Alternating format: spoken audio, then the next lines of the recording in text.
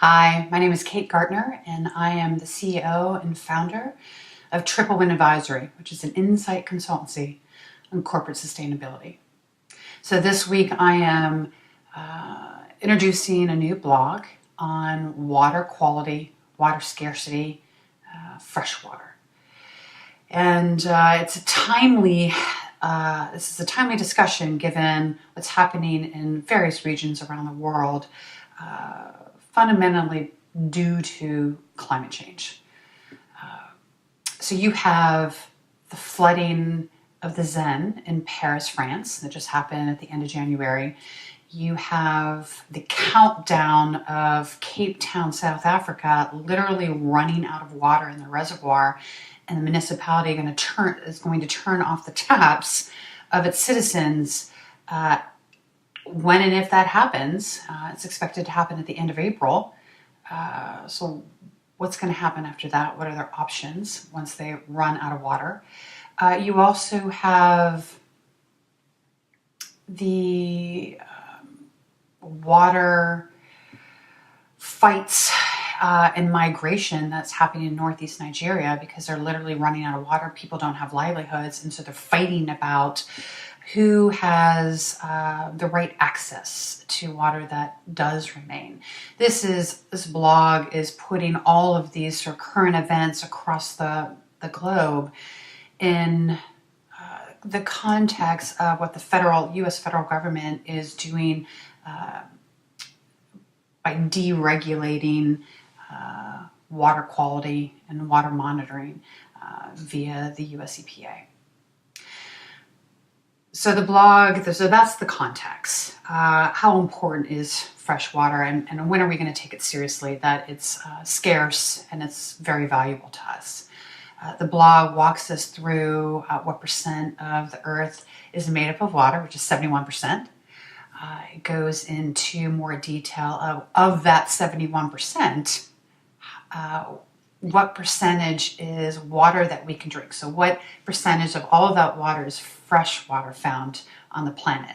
And I'll give you the answer here, which is it's 1.2% is all the water on the earth that is available for us to consume and use. The more interesting walk down to a lesser number than that is of that fresh water supply on Earth, what is immediately available to us? What sources can we rely on to get that water? And that's a much lower number than 1.2%. So I'll let you read the blog to find out what that number is. I will tell you that most of the water that we are able to consume and utilize for ourselves mainly comes from rivers and lakes. And then the blog goes into, okay, well, we've always been talking about surface water at this point, but there is another source, and it's groundwater systems or groundwater aquifers, which are really part of the same system, but we think of them separately and we discuss them separately. And the blog does go into discussion of, okay, these are great sources of fresh water for us to be able to drink and utilize, but they're also vulnerable. And so we need to ensure that we have them remain renewable and sustainable for the long term.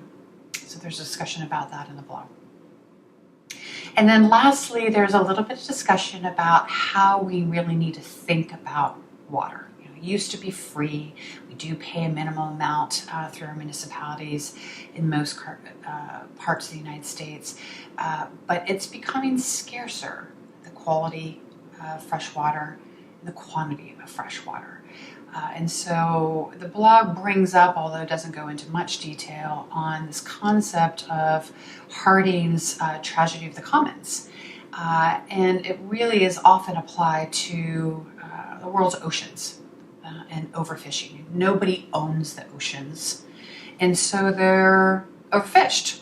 There's no regulation. It's hard to regulate them. There's a lot of pirating.